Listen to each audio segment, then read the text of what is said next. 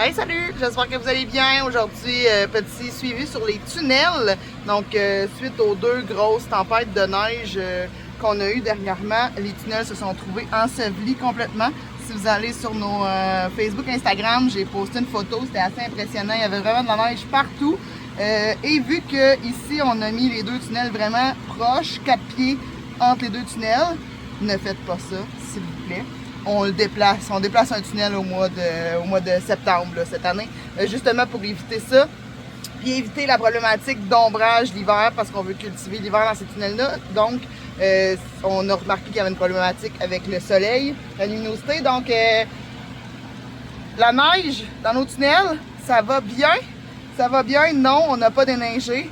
On peut pas vraiment déneiger avec la quantité qui est tombée, parce qu'il faudrait être 3 personnes vraiment bien synchronisées sur notre pelletage pour éviter que un côté soit déneigé plus vite que l'autre, pour pas que la structure effoire d'un côté ou de l'autre. Donc c'est vraiment ça le point qui est difficile avec ces tunnels-là. Et toute autre structure, là, je l'ai discuté avec d'autres producteurs maraîchers qui ont vu des structures de serre s'effondrer de cette façon-là, donc parce qu'ils ont déneigé un côté à la fois plutôt que les deux côtés en même temps.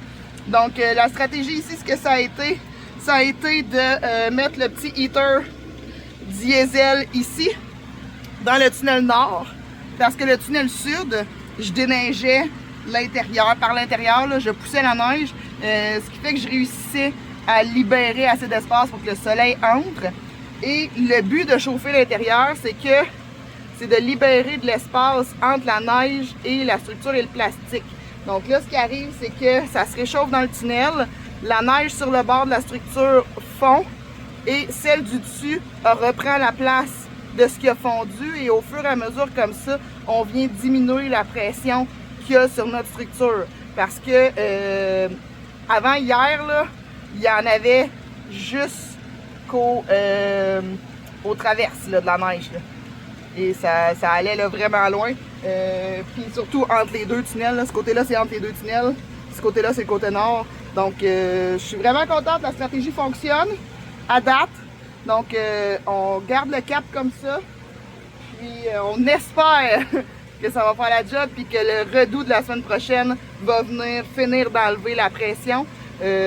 Puis, va venir faire fondre un peu plus de neige. Parce que là, l'autre problématique qu'on peut avoir, c'est que s'il y a trop de neige en surface de nos tunnels ou de nos serres, s'il se met à pleuvoir, la neige va être 10 fois plus lourde, donc encore plus de pression sur la structure, encore plus dangereux.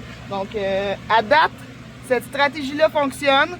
Donc voilà, là, si vous avez des petites craintes avec vos infrastructures, ben c'est ce qui se fait chez nous, puis c'est ce qui fonctionne à date. Donc bonne journée!